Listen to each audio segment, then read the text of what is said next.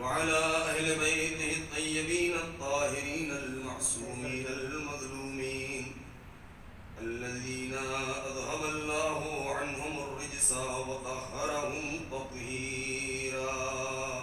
اللهم صل على محمد وآل محمد وعجل فرجهم. سلام على آل طه وياسين ولعنة الله على أعدائهم أجمعين من الآن إلى يوم الدين. أما بعد، قال الله الحكيم في كتابه الكريم: بسم الله الرحمن الرحيم. من المؤمنين رجال صدقوا ما عاهدوا الله عليه فمنهم من قضى نحبه ومنهم من ينتظر وما بدلوا تبديلا. صلوات اللهم صل على محمد وآل محمد وعجل فرجهم. عزیزان محترم، علماء کرام اللہ العزیز، گفتگو کے آغاز سے پہلے ایک گزارش ہے کہ خطبانی حسینیہ مرحوم جناب مصطفیٰ جعفر صاحب کے فرزند سجاد جعفر صاحب جو بہت ہی بیمار ہیں، نیو یارک میں ہیں، لہذا ان کی جلد صحت یابی اور جلد سے جلد ریکوری کے لیے التماس کی گئی ہے کہ آپ حضرات 5 مرتبہ آیہ کریمہ کی تلاوت فرمائیں. بسم اللہ الرحمن الرحیم. أَمَّن يُجِيبُ الْمُضْطَرَّ إِذَا دَعَاهُ وَيَكْشِفُ السُّوءَ أَمَّن يُجِيبُ الْمُضْطَرَّ إِذَا دَعَاهُ وَيَكْشِفُ السُّوءَ أَمَّن يُجِيبُ الْمُضْطَرَّ إِذَا دَعَاهُ وَيَكْشِفُ السُّوءَ أَمَّن يُجِيبُ الْمُضْطَرَّ إِذَا دَعَاهُ وَيَكْشِفُ السُّوءَ أَمَّن يُجِيبُ الْمُضْطَرَّ إِذَا دَعَاهُ وَيَكْشِفُ السُّوءَ. پروردگار عالم اہل بیت علیہ السلام کے صدقے میں جتنے بھی مریض ہیں، مریضان اسلام بالخصوص جناب سجاد جعفر صاحب، جلد سے جلد پروردگار عالم شفائے کاملہ عاجل مرحمت فرمائے.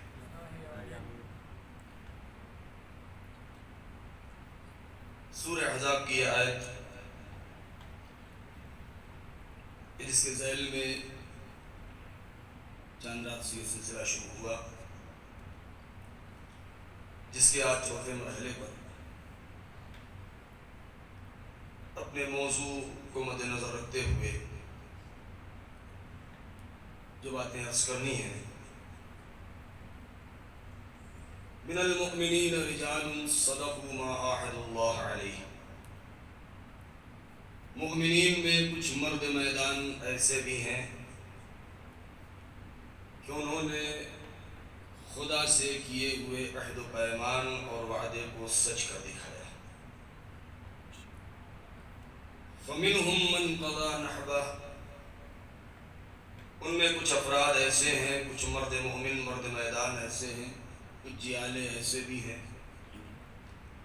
کہ جنہوں نے اپنے اس عہد و پیمان کو آخری منزل تک پہنچایا اور اسی راہ میں جام شہادت نوش کیا. وَمِنْهُمْ مَنْ يَنْتَظِرُ. اور کچھ ایسے ہیں کہ جنہیں ابھی تک یہ موقع نہیں ملا لیکن موقع کے انتظار میں ہیں کہ وہ وقت انہیں نصیب ہو اور اپنے اس عہد و پیمان کو سچ کر دکھائیں اور آخری منزل تک پہنچائیں. بنا کسی تمہید کے اپنی بات سے متصل ہوتے ہوئے، عہد و پیمان الہی، وعدہ پروردگار، یہ کون سا وعدہ ہے، وہ کون سا عہد و پیمان ہے؟ اس میں کوئی شک نہیں کہ کوئی بھی فرد بشر پروردگار نے اسے خلق نہیں کیا مگر یہ کہ اس سے وعدے لیے ہیں اور اس سے عہد و پیمان لیا ہے.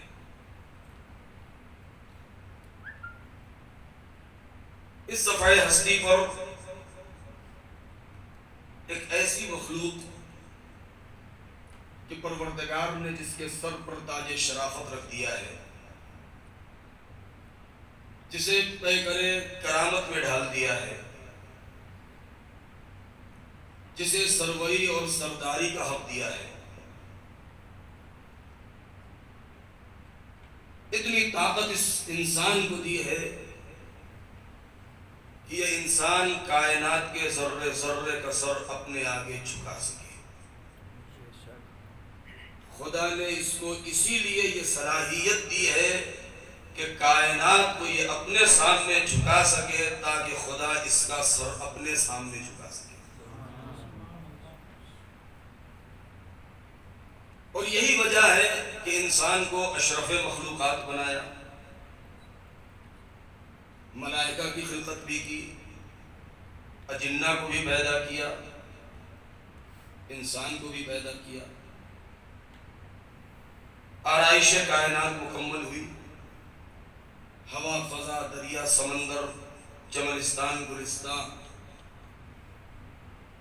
خلاصہ کلام یہ کہ ہر وہ شے کہ اس انسان کو اپنے اس طول حیات میں جس چیز کی ضرورت محسوس ہو سکتی تھی، وہ ساری چیزیں مہیا کر دی ہیں کہ انسان کو اپنے اس عرصہ حیات میں کسی بھی موڑ کے اوپر کسی طریقے کی کمی کا احساس نہیں ہو سکتا۔ اگر آج ہم دنیا میں یہ حالات دیکھ رہے ہیں اور وہ ماحول دیکھ رہے ہیں کہ ایک سرزمین، ایک ملک وہ ہے کہ جہاں پر بعض افراد ان کے پاس بہت زیادہ سرمایہ ہے، بہت زیادہ دولت مند ہے، دوسری طرف وہ افراد ہیں کہ جو فاقوں کا شکار ہیں، جو بھوکے مر رہے ہیں، جو غربت، فلاکت اور مفلسی سے دست و گریبان ہیں۔ اس کا راز کیا ہے؟ اس کا سبب کیا ہے؟ اگر ہم ان اسباب کے اوپر ذرا غور کریں اور تاریخ کا جائزہ لیں، تاریخ بشریت کا، تو ایک بات بہرحال واضح ہے، اور وہ یہ کہ کچھ ممالک ایسے ہیں، بس صرف مختصر سی تمہید ہے، میں زیادہ آپ کا وقت اس میں صرف نہیں کروں گا، کچھ ممالک ایسے ہیں کہ جو اس بات کا دعویٰ کرتے ہیں کہ سروری اور سرداری کا حق صرف مجھے حاصل ہے یا ہمیں حاصل ہے۔ وہ سامراجی طاقتیں، وہ استعماری قوتیں، وہ استثمار کا وہ جذبہ، سپر پاور بننے کا وہ خواب کہ پوری دنیا ہمارے سامنے جھک جائے، ہر انسان ہمارے اشارے پر چلنے لگے، دنیا کے جتنے بھی قوانین ہیں وہ ہم بنائیں گے، لوگوں سے ان کے اختیارات کو چھین لیں گے، لوگوں کا مقدر ہم اپنی مٹھی میں لے لیں، لوگوں کا نصیب ہم خود اپنے قلم سے لکھ دیں۔ لہذا یہ زیادہ خواہی پروردگار عالم نے ہر انسان کو ایک جیسے خلق کیا ہے، ہر انسان کو اس زمین پر برابر کا حصہ دیا ہے۔ اگر کسی ملک میں ہم اس طریقے سے دیکھتے ہیں کہ افریقہ کے بعض ممالک ایسے ہیں کہ جہاں پر ایک وقت کا کھانا اور ایک وقت کی غذا ایک انسان کو نصیب نہیں ہے، تو دوسری طرف بڑی بڑی طاقتیں اور ممالک ایسے ہیں کہ جہاں ہر سال کئی ملین ٹن غذائیں اور گندم اور جو اور چاول اور اس طریقے کی جو غذائی چیزیں ہیں ان کو سمندروں میں ڈال دیا جاتا ہے۔ کیوں؟ اس لیے کہ تاکہ لوگ ہمارے محتاج رہیں۔ یعنی اس کا سبب صرف ایک ہی ہے کہ جو مفلسی کا شکار ہے، صرف دو سبب ہے، یا تو اس نے کوشش نہیں کی اور یا تو اس کا حق غصب ہو گیا ہے، اور جس کے پاس حد سے زیادہ ہے یا تو اس نے حد سے زیادہ محنت کی ہے اور یا تو دوسروں کا حق چھین لیا ہے۔ اس کے علاوہ تیسرا کوئی سبب اس کا نہیں ہے۔ پروردگار عالم نے انسان کو اس عرصہ حیات میں نے اس سینہ گیتی کے اوپر جو بھیجا ہے اس کے وسائل اور آسائش کے لیے سارے اسباب فراہم کر دیے ہیں. کل میں نے جملہ کہا تھا لیکن ان نعمتوں میں غرق ہو جانے کے بعد انسان اپنے رب کریم کو نہ بھول جائے. وہ عہد و پیمان اور وہ وعدہ جو پروردگار عالم سے کیا ہے عالم ذر میں، ازل میں، عالم ارواح میں، اسے انسان کو یاد رکھنا ہے اور اس وعدے کو پورا کرنا ہے. وہ عہد و پیمان کیا ہے، وہ قضاء و قدر پروردگار کیا ہے، اس کی نعمتیں کیا ہیں، اس کے احکام کیا ہیں، اس کے اوامر کیا ہیں، اس کے نواہی کیا ہیں، یہ ہم کیا جانے. اس لیے کہ بار الہ تو نے ہم سے وعدہ ضرور لیا ہے عالم ذر میں، عالم ارواح میں، عالم انفاس میں، کہ جب ہم کچھ نہ تھے یہ خلا تھی، یہ فضا تھی، یہ خلا بھی نہ تھا، یہ فضا بھی نہ تھی، یہ ہوا بھی نہ تھا، یہ کہکشاں بھی نہ تھی، یہ کائنات نہ تھی، کچھ پتہ ہی نہ تھا. یہاں تک کہ عما کا اندھیرا تھا، عما کا اندھیرا بھی نہ تھا، آدم بھی نہ تھا. اس لیے کہ کسی چیز کے بارے میں نہ تھا اسی وقت کہا جائے گا کہ جب وہ نہ رہا ہو یا ہو. یہ ہمارے الفاظ کی تنگ دامنی ہے، یہ ہمارے زبان کی تنگ دامنی ہے کہ ہم پروردگار عالم کی ان قدرتوں کو بیان نہیں کر سکتے ہیں، الفاظ میں ڈھال نہیں سکتے ہیں. لہذا جب کچھ نہ تھا ہم ہوش و حواس میں نہ تھے، عالم شعور میں نہ تھے، ہم عالم ادراک میں نہ تھے، ہم ناسمجھ تھے، ہم تھے ہی نہیں. عالم ارواح کی باتیں اب تک ہمیں یاد کیسے رہے گی؟ شاید یہی وجہ ہے کہ پروردگار نے ہمیں بے سہارا نہیں چھوڑا کہ اے میرے بندے تو جا اس دنیا میں جا. مجھے معلوم ہے کہ تیرے عقل میں اتنی طاقت نہیں، تیرے شعور میں اتنی گنجائش نہیں، تیرے نفس میں اتنی کشش نہیں، تو بھول جائے گا. اور انسان تو بھولنے والا ہی ہے، اور انسان تو ہر چیز کو بہت جلدی بھول جاتا ہے. لیکن ہم نے اسی لیے ایسے سلسلے قائم کیے ہیں، ایسی ہستیاں ہم نے بھیجی ہیں جو قدم قدم پر تجھے تیرے وعدوں کو یاد دلاتا رہے، تیرے عہد و پیمان کو یاد دلاتے رہے، وہ عہد و پیمان تجھ سے بتاتے رہے، تو عہد و پیمان اور وعدوں کو سچا کر دکھاتا ہے. وہ ہستیاں کون ہیں؟ اب یہاں سے میں ذرا سا گریز کرنا چاہتا ہوں. انسان کی جو ضعیف خلق کیا گیا ہے، قرآن کہتا ہے خلق الانسان ضعیفا.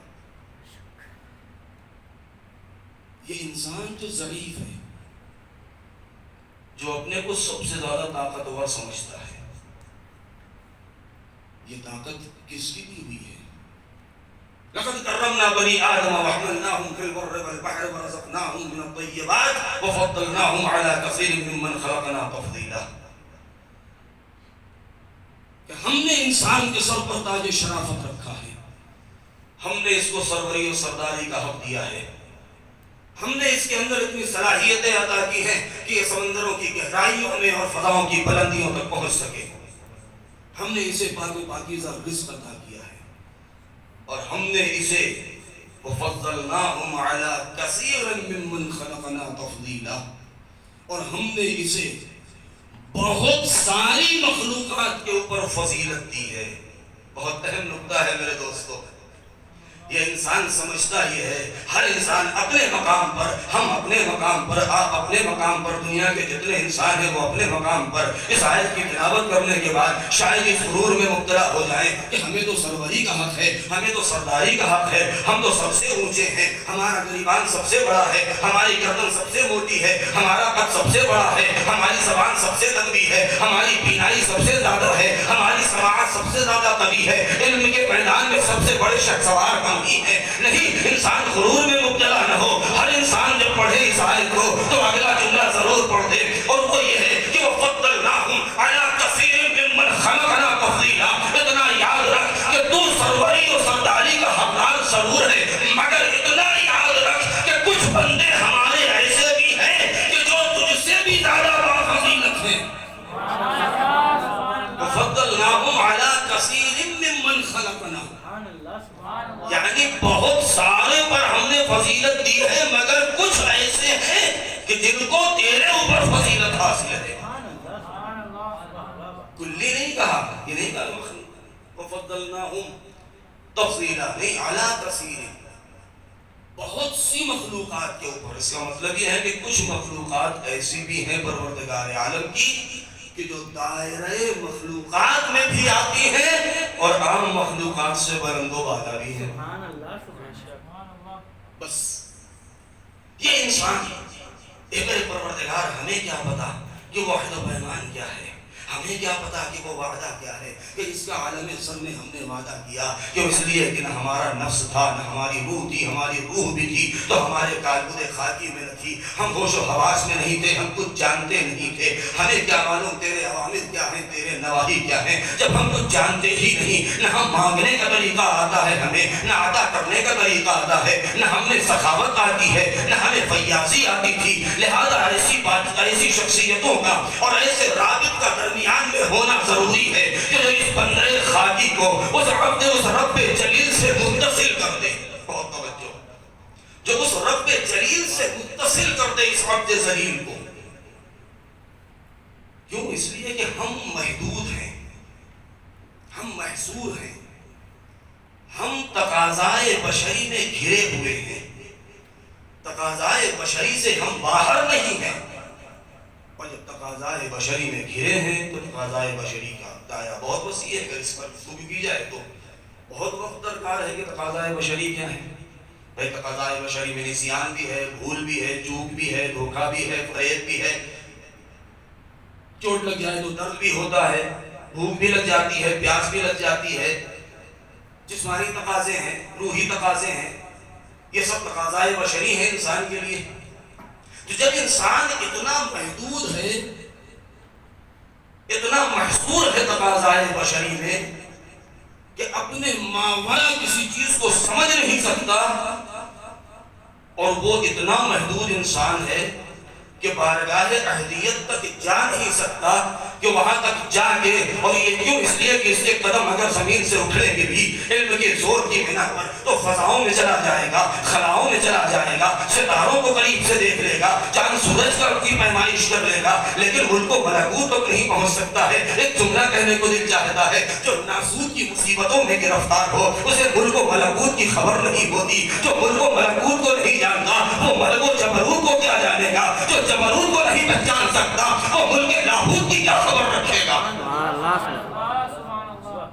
لہذا وہ مراحل ہیں، پروردگار نے اسی لیے ایسے افراد رکھے ہیں کہ کچھ وہ ہیں کہ جو ناسود میں گرفتار ہیں، کچھ وہ ہیں جن کی رسائی ملکوت تک ہوتی ہے، کچھ کی رسائی ملک تک ہوتی ہے، کچھ کی رسائی جبروت تک ہوتی ہے، کچھ کی رسائی لاہوت تک ہوتی ہے. یہ افراد کون ہیں؟ ان کی شناسائی بھی ضروری ہے، ان کی معرفت بھی ضروری ہے. اس لیے کہ اگر ہم عالم ارواح میں، ملک لاہوت میں، اگر ہم نے باری تعالیٰ سے عرش اعظم کے سامنے اگر ہم نے عہد و پیمان کیا ہے تو وہ عہد و پیمان ہمیں آخری منزل تک پہنچانا ہے. اب یہ لاہوت کی باتیں ہمیں بتائے گا کون؟ ملک و جبروت و ملکوت کو ہمیں سمجھائے گا کون؟ اس لیے کہ ہمارے قدم میں اتنی طاقت نہیں، ہمارے نفس میں اتنی وسعت نہیں کہ ہم ناسوت سے اٹھ کے ملک و ملکوت تک جا سکیں. کیوں؟ اس لیے کہ ایک زمانہ ایسا تھا، بہت توجہ، ایک زمانہ ایسا تھا کہ جہاں اندھیرا تھا، ہو کا عالم تھا، ہو کا عالم تھا.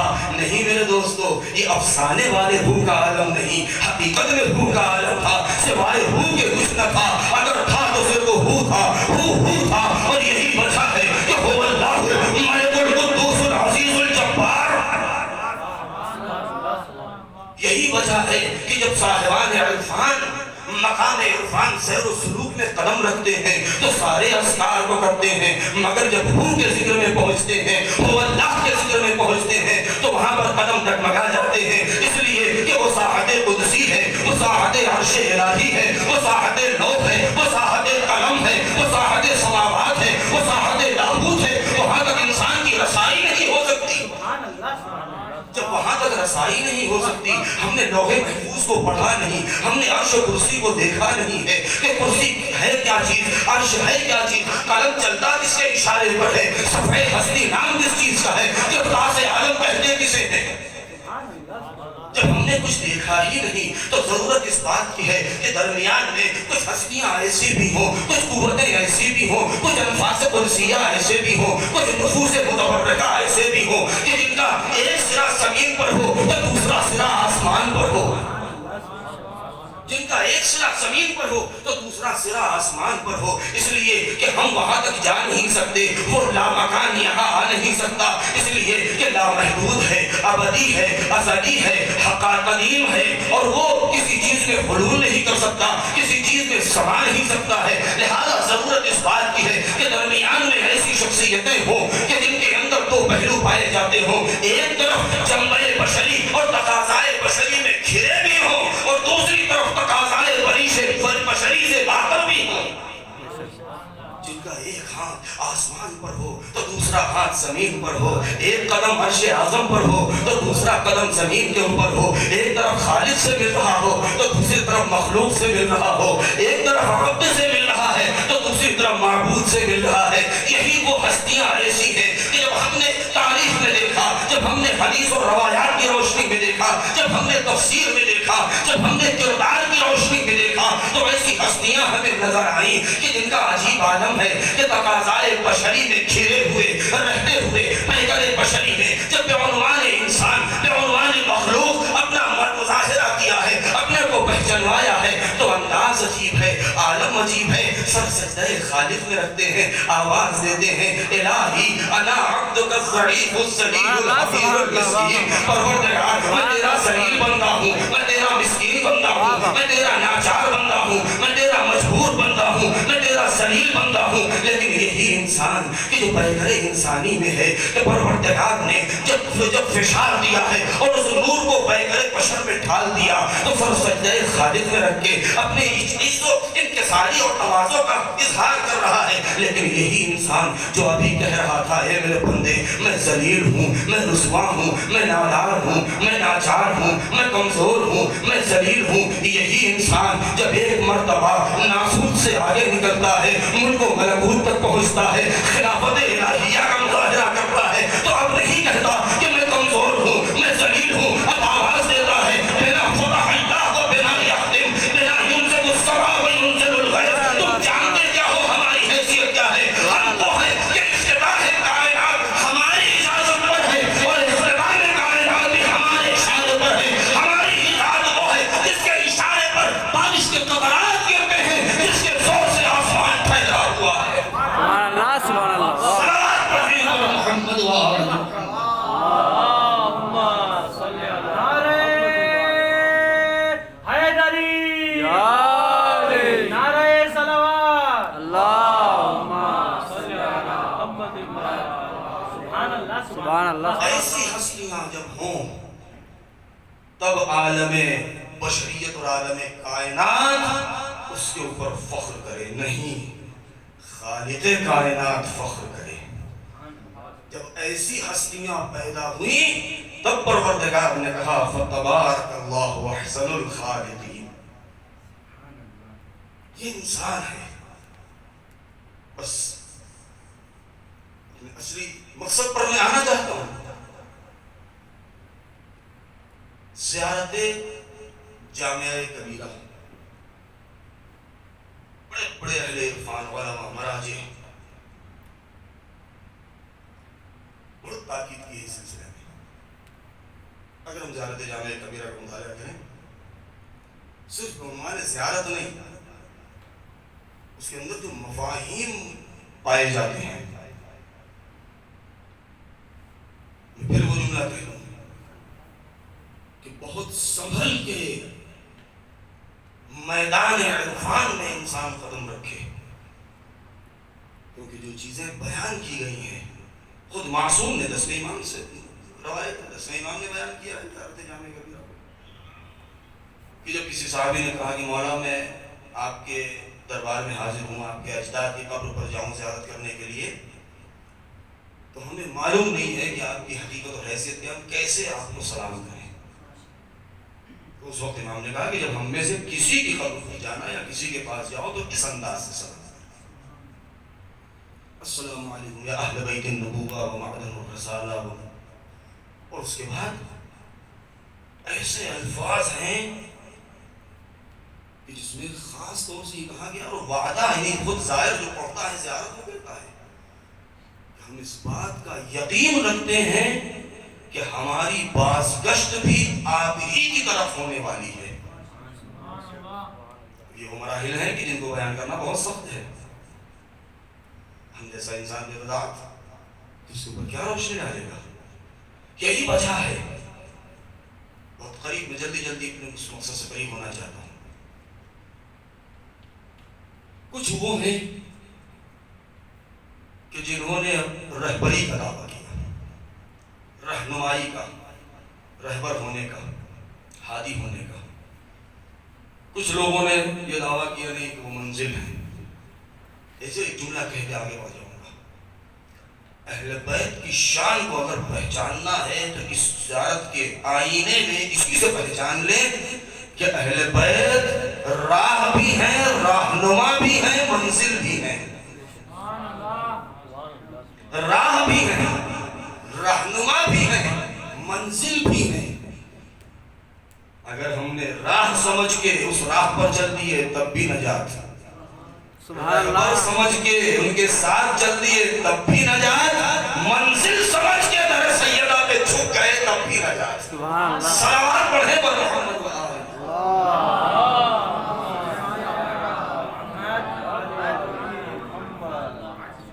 اس آیہ کریمہ میں جو من المؤمنین رجال صدقوا ما عاهدوا اللہ علیہ، زیادہ وقت نہ لوں آپ کا، کہ خدا سے کیے ہوئے عہد و پیمان کو سچ کر دکھایا. یہ عہد و پیمان اس کی حقیقت کیا ہے؟ جب انشاءاللہ آئندہ دھیرے دھیرے اس کے اوپر روشنی ڈالی جائے گی. اس کا سلسلہ ہے. اور لفظ صدق استعمال کیا ہے یہاں پر، صداقت. دیکھیں صداقت کے سلسلے میں، عہد و پیمان کے سلسلے میں، وعدے کے سلسلے میں 3 طریقے کی صداقتوں کا ذکر ہے، خود قرآن میں بھی، روایات میں بھی، فطرت بشر میں بھی. پہلی صداقت وہ ہوتی ہے کہ جب انسان خبروں میں سچا ہو، خبر دینے میں سچا ہو. کہیں کوئی حادثہ ہو گیا، ہم نے آگے بیان کر دیا. اگر یہ ہم نے جو واقعہ بیان کیا کہ ابھی میں باہر گیا تھا اور ایسے ایسا ایکسیڈنٹ ہوا اور فلاں ہوا اور فلاں جگہ آگ لگ گئی اور فلاں ایسا ہو گیا، اگر یہ میری خبر، میری بات اگر واقعے کے مطابق ہو گئی تو کہا جائے گا خبر سچی ہے. اگر ہم نے ایسے ہی اپنی زبان میں ہم نے ایسے ہی پھینک دیا، ہوا میں جھوٹ بول دیا، تو کہا جائے گا انسان تو جھوٹا ہے. لہذا قرآن نے اس کی بھی اتنی زیادہ اہمیت دی ہے، اس کو بھی، کہ یہاں پر بھی حتیٰ کہ شک کے مرحلے میں بھی ان جاءکم فاسق بنبأ فتبینوا. اور توجہ، اگر کوئی فاسق تمہارے پاس کوئی خبر لے کے آئے تو ایسے ہی مت مان لینا، چھان بین کرو، دیکھو سچ ہے یا نہیں ہے. لہذا ایک سچائی تو خبر کی سچائی ہوگی، انسان جو خبر دے رہا ہے. کیونکہ بہت سے افراد ایسے ہوتے ہیں کہ زندگی میں کوئی بھی جھوٹ نہیں بولتے، جتنی خبر دیتے ہیں سب سچ ہے. کچھ ایسے ہوتے ہیں، تاریخ میں چہرے آپ کے سامنے آ ہی گئے ہوں گے، مجھے نام لینے کی ضرورت نہیں ہے، کہ جتنی خبر دی سب جھوٹی. ابو ہریرہ جیسے افراد بہت ہیں، جو کچھ بھی بیان کیا سب غلط نکلا. تو ایک تو خبر ہے. دوسرا مرحلہ ہے وعدے کو وفا کرنا، وعدے پہ سچا ہونا. 2 آدمیوں نے آپس میں کسی جگہ ملنے کا وعدہ کر لیا، یا آپ وعدہ کیجئے ہمارے گھر تشریف لے آئیں گے، انہوں نے وعدہ کر لیا. وعدہ کیجئے فلاں وقت میں مباحثے کے لیے حرم میں ملیں گے، وعدہ کر لیا. وعدہ کیجئے کہ فلاں موقع پر مجلس میں آپ تشریف لے آئیں گے، وعدہ کر لیا. تو ایک تو یہ وعدہ ہے. وعدہ کیجئے کہ آپ فلاں مقام پر اگر میں مصیبت میں پڑ گیا میری مدد کریں گے، وعدہ کر لیا. تو یہ وعدہ ہوا. تو ایک تو خبر کی سچائی، کذب و صدق، اور ایک وعدے کا کذب و صدق، کہ اگر یہ انسان اپنے وعدے پہ پکا اترا، پہنچ گیا وقت پر، ٹائم پر، تو کہا جائے گا یہ انسان بالکل سچا ہے، کبھی وعدہ خلافی نہیں کرتا.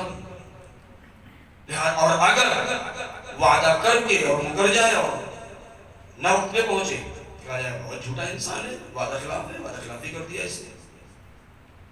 یہ دو چیزیں ہو گئی. تیسری سچائی صدق و کس عہد و پیمان کے مرحلے میں کہ جہاں پر عہد و پیمان کیا جاتا ہے. فرق کیا ہے ان تینوں میں؟ مفسرین نے جو بیان کیا ہے فرق یہ ہے کہ صدق و کذب خبر کے سلسلے میں کہ جہاں پر صرف ایک انسان کا معاملہ ہوتا ہے عام انسانوں سے کہ ایک خبر کو دے رہا ہے، ممکن ہے سچ ہو ممکن ہے جھوٹ ہو. وعدہ جب انسانوں کے درمیان آپس میں ہو تو اسے وعدہ کہتے ہیں، لیکن عہد و پیمان اسے کہتے ہیں کہ جب بندے اور خالق کے درمیان وعدہ ہو تو اسے عہد و پیمان کہتے ہیں. اب یہاں پر نہ خبر بولی جائے گی نہ وعدہ بولا جائے گا. پروردگار سے وعدہ نہیں کیا کسی نے، پروردگار سے عہد و پیمان کیا ہے. حسین ابن علی نے جو گھر پر لٹایا تو یہ وعدہ طفلی نہیں، وہ عہد طفلی تھا، عہد و پیمان طفلی تھا کہ جو امام حسین نے کیا.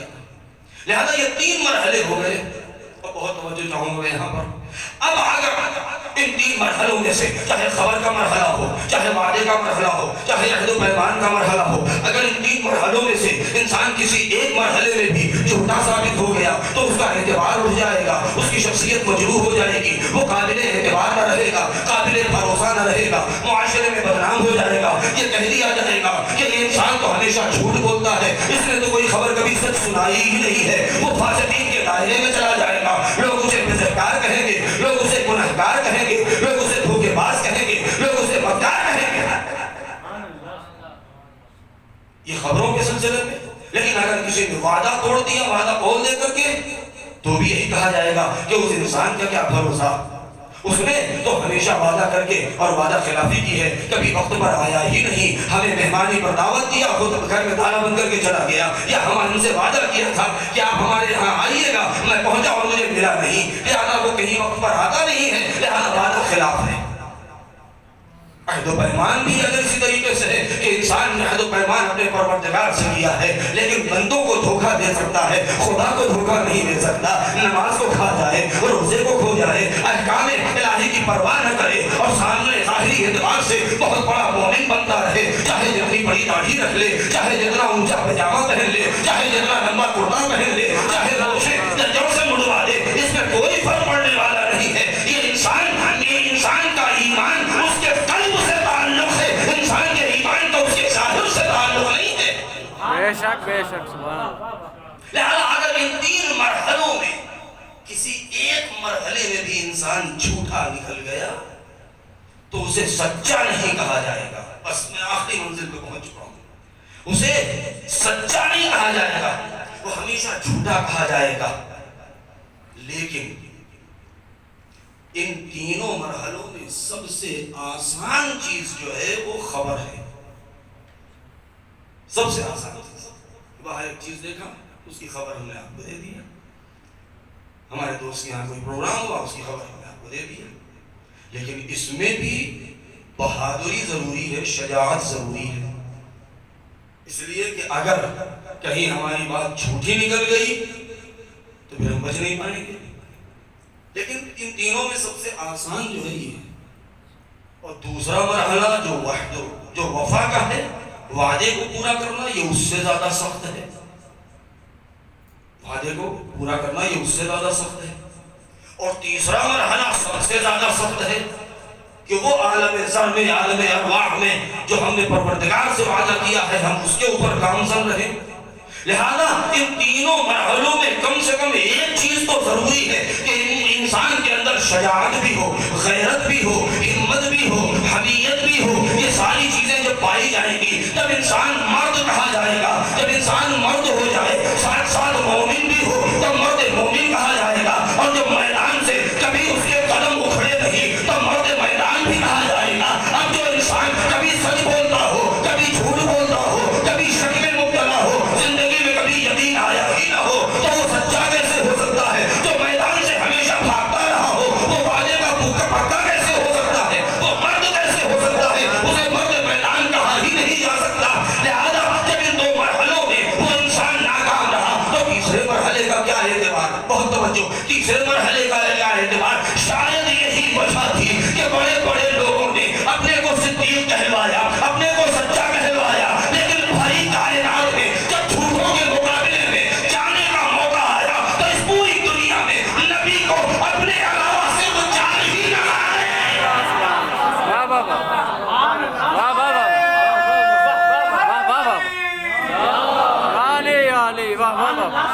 واہ واہ واہ کیوں؟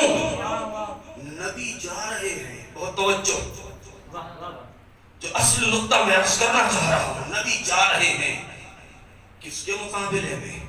اپنی سچائی ثابت کرنے کے لیے، اسلام کی آبرو بچانے کے لیے، دین کی حقانیت کو ثابت کرنے کے لیے، احقاق حق کے لیے، ابطال باطل کے لیے جا رہے ہیں۔ لہذا اب ایسے سچے ہونے چاہیے جو خبروں میں بھی سچے ہو، جو وعدوں میں بھی سچے ہو، جو عہد و پیمان میں بھی سچے ہو۔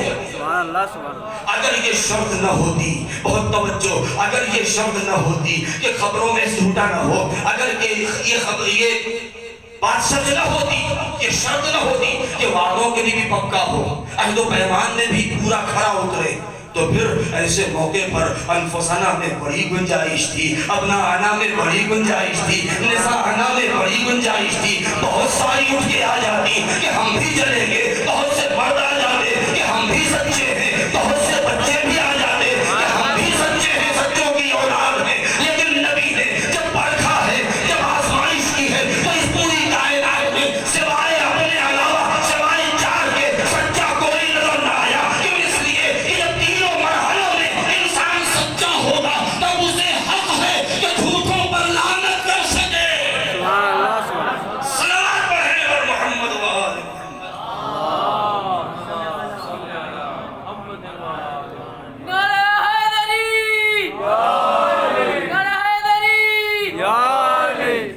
تب اسے حق ہے کہ وہ جھوٹوں پر لعنت کر سکے۔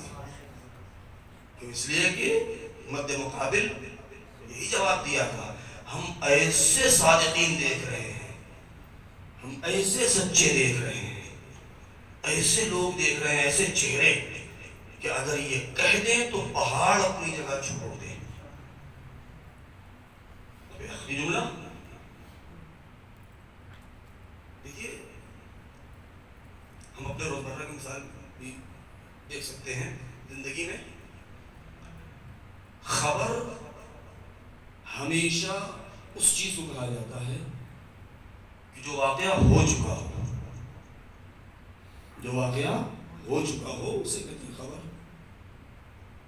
اور جو آئندہ ہوگا اگر کسی نے کہہ دیا تو کہتے ہیں پیشین گوئی ہے، پہلے سے خبر دی ہے، یعنی کچھ علامتیں ایسی دیکھ لی ہیں، کچھ طلسمات جانتے تھے، کچھ علم کا پاور تھا کہ جس کے بنا پر کچھ محاسبات ریاضی اور نجومی ان کے پاس تھے کہ جس کے بنا پر آئندہ کی خبر دے دی۔ یہ دنیا میں جتنے بھی افراد ہیں، چاہے جتنا پڑھ لکھ لیں، چاہے مراحل علم اور کے معراج پر کہیں پہنچ جائیں، لیکن آج تک ایسا کوئی نظر نہ آیا۔ ایسے تو بہت مل گئے کہ واقعہ ہو چکا تو اس کو بیان کر دیا، اور جب وہ واقعہ سچ نکل گیا تو فوراً چھاتی ٹھوک دی اور سینہ کاٹ لیا، گردن اکڑ گئی اور یہ کہہ دیا دیکھا میں نے کہا تھا نا، میں بالکل سچ بولتا ہوں، میں کبھی جھوٹا نہیں بولتا۔ تاریخ ذرا تلاش کرے دیکھے کہ وہ ہستیاں کون ہیں کہ ابھی واقعے کی دور دور تک خبر نہیں ہے، لیکن اگر کہہ دیا تو اگر واقعہ نہیں بھی ہونا تھا تو ہو جائے۔ اور یہ وہی چار ہیں کہ واقعہ نہیں ہوا، لیکن اگر بی بی نے کہہ دیا بچوں کو بہلانے کے لیے کہ اے بچوں تمہارے کپڑے درزی کے یہاں ہیں تو اب درزی کے یہاں رہے ہو یا نہ رہے ہو، اب یہاں پر فرشتوں کو درزی بننا پڑے گا، میرے سینے کو بڑھانا پڑے گا۔ صلوات پڑھیں اور محمد و آل محمد۔ واہ واہ واہ واہ واہ واہ۔ کہہ دیں اور واقعہ ہو جائے۔ یہ ہیں وہ افراد، وہ شخصیتیں کہ جو عبد اور معبود کے درمیان واسطہ ہیں۔ جب ایسے واسطے ہوں گے، ایسے وسیلے ہوں گے، تب ہماری دعائیں وہاں پہنچیں گی، وہاں کی رحمتیں ہم تک آئیں گی۔ حسین بن علی کے اصحاب، یہ عہد و پیمان کربلا میں 72 تھے، میں نے کل جملہ کہا تھا کہ حسین اگر چاہتے تو بہت بڑا مجموعہ بھیڑ اکٹھا کر لیتے. میں نے کہا تھا یہ جملہ, اور یہ جملہ کہا تھا کہ حسین کو سرکاری مجمع اور بھیڑ کی ضرورت نہیں تھی, مولائی مجمع کی ضرورت تھی, کہ جہاں پر اطاعت محض ہو, کہ جو معصوم اور حجت خدا کے چشم و ابرو کے اشارے پر چلے. یہ جناب مالک اشتر جو بھی فضائل, جو بھی بڑے بہادر تھے, بڑے شجاع تھے, ہزاروں کے لشکر سے تنہا لڑ سکتے تھے, یہ کمال نہیں تھا. ہاں انسانی اعتبار کو کمال ہے, انکار نہیں کر رہے ہیں, یہ کچھ نہیں تھا, لیکن وہ کمال جس کو بیان کرنا وہ نہیں تھا.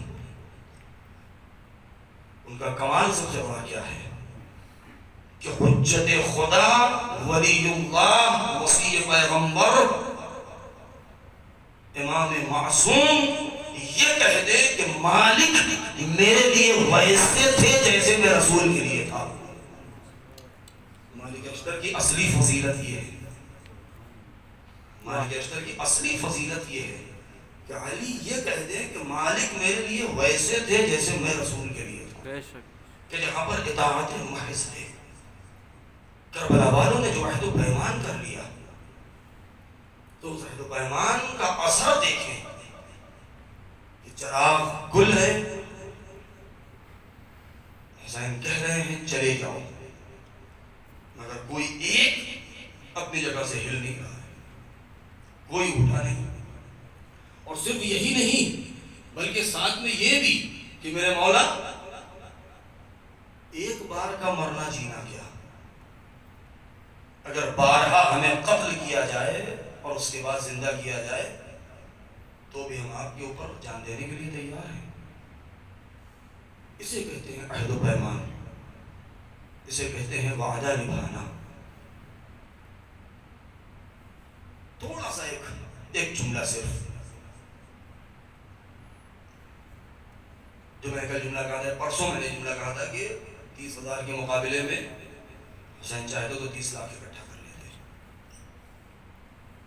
لیکن جو برتری ہے شہدائے کربلا کی یا اصحاب کی دیگر اصحاب کے اوپر, خود امام کا جو جملہ ہے کہ انی لا اعلم ولا ارى اصحابا کاصحابی ولا اہل بیتا کاہل بیتی, کہ میں نہیں جانتا اور میں نے نہیں دیکھا ایسے اصحاب جیسے میرے, ایسے گھر والے جیسے میرے گھر والے ہیں. دوسرے جو اصحاب ہیں پیغمبر اکرم کے, ماشاء اللہ آپ بہتر جانتے ہیں, مجھے تفصیل میں نہیں جانا ہے کہ بھائی اصحاب کی جو تعریف ان کے یہاں صحابی کی ہے, اگر ایسے ہی تعریف ہو جائے تو پھر مکہ مدینہ اور اطراف میں, طائف اور حجاز میں کوئی ایسا بچے گا ہی نہیں کہ جو نبی کا صحابی نہ ہو, چاہے جتنا بڑا فاسق رہا ہو, سب اصحاب میں شامل ہو جائیں گے. امام نے یہ فرمایا کہ جیسے اصحاب مجھے ملے کسی کو نہیں ملے. نبی کے پاس اتنے بہت سارے اصحاب تھے کہ اس کی چھوٹی سی نظیر میدان غدیر میں دیکھنے کو ملی. سب نہیں آئے تھے, کچھ آ گئے تھے تو 1.25 لاکھ ہو گئے تھے, اور ممکن ہے کہ مکے میں اور زیادہ رہے ہوں, کچھ دوسری طرف سے چلے گئے ہوں جن کا گھر نزدیک رہا. لیکن جنگوں کا اگر سلسلہ دیکھا جائے تو پہلی جنگ اسلام کی جس میں 313 اور آخری جنگوں تک کئی ہزار کے لشکر ہو گئے تھے. مولا علی کے جمل, صفین, نہروان, ناقصین, قاصدین, مارکین سے جو جنگ ہوئی اس میں 40,000, 50,000, 60,000 کا لشکر ہے. امام حسن علیہ السلام کے ساتھ ابتدا میں بھی بہت بڑا لشکر تھا, بعد میں کم ہو گئے تھے لوگ. امام حسین کے ساتھ صرف 72 ہے. مگر فرق آپ دیکھیں کہ رسول نے مجمع اکٹھا کیا تو اس میں جو علتیں تھی, جو انگیزہ, جو اسباب تھے, جو محرکات تھے, مختلف تھے. جن میں سب سے بڑی بات یہ تھی کہ اگر مر گئے تو شہید، بچ گئے تو غازی جانباز، کچھ نہ ہوئے تو کم سے کم مال غنیمت ملے گا۔ ایک لالچ تھی بہرحال۔ مولا علی کے ساتھ میں جو اصحاب تھے ان کے اندر بھی یہ باتیں تھیں کہ مر گئے تو شہید، بچ گئے تو جانباز ہو جائیں گے، غازی بن جائیں گے، اور نہیں کچھ نہیں تو مال غنیمت مل جائے گا۔ وہ بھی نہ ملا تو ہو سکتا ہے کہ امیر المؤمنین نے اپنی حکومت میں ہمیں کہیں کا پردھان بنا دے، ہمیں کہیں کا والی بنا دے، کہیں کا گورنر بنا دے۔ لہذا اس طریقے کی چیزیں تھیں۔ بعض مواقع تو وہ تھے کہ جہاں پر نبی نے ضمانت لے لی تھی کہ تم جاؤ تلوار لے کر کے دشمن کے مقابلے میں کہتا ہوں کہ تمہیں کچھ نہ ہوگا، تم بچ کے واپس آ جاؤ گے، لیکن اس کے باوجود بھی اتنی ہمت نہ تھی کہ میدان میں جاتے۔ لیکن کربلا حسین بار بار کہہ رہے ہیں کہ دیکھو بچنے کی کوئی امید نہیں ہے، نہ مال ملے گا نہ جان بچے گی، سب کے سب قتل ہو جاؤ گے، مال و اسباب لٹ جائیں گے۔ میں ایک جملہ کہنا چاہتا ہوں، مال غنیمت کی لالچ دے کر کے اصحاب اکٹھا کرنا اور ہے، اور موت کی خبر دے کر کے اصحاب اکٹھا کرنا حسین کا کمال تھا۔ سبحان اللہ، سبحان اللہ۔ موت کا یقین دلا کے یہ قافلہ چل رہا ہے۔ چلتے چلتے ایک مقام آیا، اس مقام پر ایک چشمہ تھا یا پانی کا انتظام تھا، کنواں تھا، جو بھی۔ صرف ایک مثال دوں گا میں، ربط مسائل۔ امام نے اپنے لشکر کو روکا اور اس کے بعد کہا کہ بھیا پاس چاہنے والوں کو بلایا، بیٹا علی اکبر یہاں سے جتنا ہو سکے پانی کا ذخیرہ کر لو، بھر لو۔ یہاں پہ ایک چھوٹی سی تحریر میں آپ کے سامنے رکھوں، صاحبان علم میں آپ کی نظر ہے تاریخ کے اوپر۔ امام جب مکے سے چلے تھے تو کتنے لوگ رہے ہوں گے؟ بس اصلی جو مسائل کا جو حصہ وہ یہی ہے، سمجھ لیجیے آپ کتنے لوگ رہے ہوں گے۔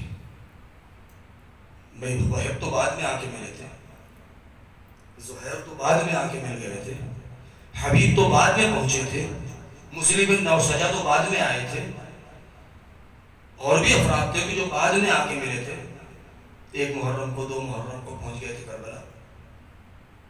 لیکن یہ جو افراد جا رہے ہیں امام کے ساتھ کتنا مختصر، نہیں کچھ خواتین ہیں، کچھ چھوٹے بچے ہیں، کچھ چاہنے والے اصحاب ہیں، بہت زیادہ آپ فرض کر لیں 100 آدمی، 150 200 لوگ۔ یہ تاریخ نے دقیق عدد نہیں لکھی، لیکن جو میں اپنے بچوں کو بتانا چاہتا ہوں، بزرگوں سے معذرت، کہ پانی بھر لیا جائے، کتنی مشق رہی ہوگی۔ 100 آدمیوں کے قافلے، 150 آدمیوں کے قافلے کے لیے کتنا پانی انسان اپنے ساتھ لے سکتا ہے؟ یہ پانی بھر لیا، پانی لے لیا، قافلہ آگے بڑھا۔ سامنے سے کچھ چیزیں نظر آئیں، بعض لوگوں نے کہا یہ نخلستان ہے، کھجور کے درخت ہیں۔ جب غور کیا گیا تو کسی نے کہا نہیں، یہ نیزے اور تلواریں ہیں۔ جب اور قریب گئے تو کیا دیکھا کہ 1000 کا لشکر ہے، جس کے سردار سردار ابن یزید ریاحی ہیں۔ روایتوں میں جو ملتا ہے، جو تاریخ معتبر تاریخوں میں جو ہے وہ کیا ہے کہ جب وہ قافلہ قریب آیا ہے تو مقتل کا فقرہ یہ ہے کہ وہ اتنے زیادہ پیاسے تھے، ان کا لشکر اتنا پیاسا تھا کہ بعض اس میں ایسے تھے کہ جو غش کھائے جا رہے تھے، بعض اپنے گھوڑے پر سنبھل نہیں پا رہے تھے، بعض اپنے زین پر، گھوڑے کی گردن پر اپنا سر جھکا رہے تھے، بعض یہاں تک کہ سنبھلنے کے لیے اونٹ کی پشت پر نیزہ چڑھا کے اس کا سہارا لیے ہوئے تھے۔ جب یہ حالت دیکھی تو ایک مرتبہ فوراً حسین نے کیا کہا، اے بھیا عباس کچھ مت پوچھو، پہلے ان کو سیراب کرو۔ 1000 کا لشکر، سب کے سب سوار، اونٹ اور گھوڑے. کتنا پانی حسین لے کے چلے تھے کہ 1000 کا لشکر سارے کے سارے مرد سیراب ہو گئے، سارے جانور سیراب ہو گئے. اس کے اوپر غور کرنے کی ضرورت ہے. تاریخوں میں ملتا ہے کہ کچھ انسان، کچھ افراد ایسے پیاسے تھے کہ جن کی گردنیں رک نہیں رہی تھی، تو حسین ابن علی نے ان لوگوں کے سروں کو پکڑا ہے، سہارا دیا ہے اور کہا بیٹا لے کر اس کو پانی پلاؤ. جب سب کے سب سیراب ہو چکے اور سب کے جان میں جان آ گئی ہے، اور ایک مرتبہ لشکر کے چلنے کا وقت آیا ہے، تو حر نے پڑھ کے لجام فرس میں ہاتھ ڈال دیا.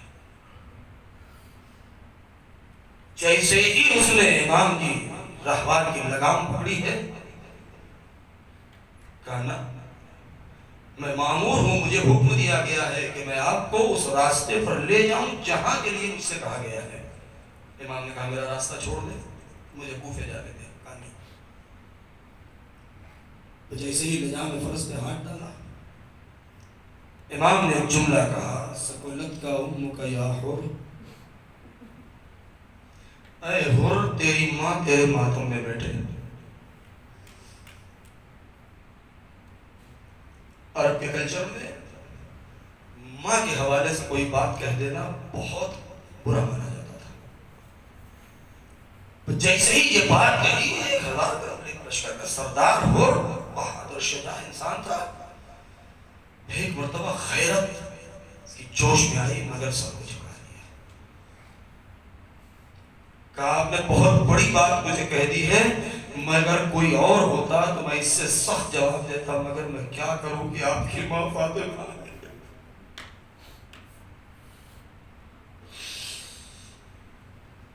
حر کا یہ پہلا امتحان تھا. حسین نے دکھتی ہوئی رگ پر ہاتھ رکھ دیا، اس کی نبض ٹٹول لی. حسین سمجھ گئے کہ یہ ایمان کے کس مرحلے پر ہے. یہ امتحان میں حر کامیاب ہو گیا. تھوڑا وقت گزرا ہے، نماز کا وقت ہو گیا. امام نے اپنے اصحاب سے کہا کہ مصلی بچھائے جائے، نماز کا وقت ہے. اور ایک مرتبہ حر سے کہا کہ حر نماز کا وقت ہے، ہم نماز پڑھنے جا رہے ہیں، تجھے اختیار ہے، تو ہمارے ساتھ نماز پڑھے گا یا الگ اپنے لشکر کے ساتھ پڑھے گا. حر نے جواب دیا کہ حسین آپ کے ہوتے ہوئے کس کی مجال ہے جو الگ نماز پڑھے، ہم آپ کے ساتھ نماز پڑھیں گے. یہ حر کا دوسرا امتحان تھا. حر کامیاب ہو گیا.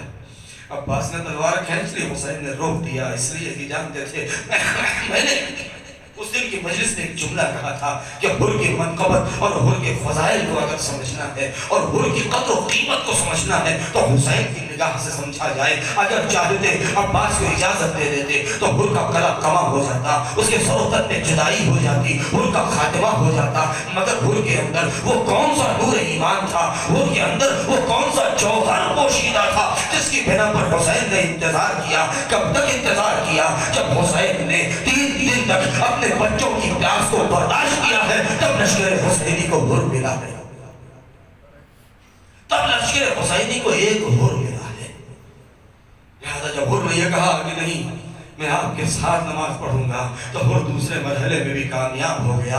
ہاں یہاں تک تو حر کامیاب ہے، اب حسین اس دن کے انتظار میں ہے. ہائے وہ گھڑی آ گئی کہ جب حسین والد کربلا ہوئے، دن گزرتے رہے، یہاں تک کہ فرات کے کنارے سے خیمے ہٹا دیے گئے، عباس غازی کو جلایا گیا. حسین نے روک دیا، زینب کا حوالہ دیا.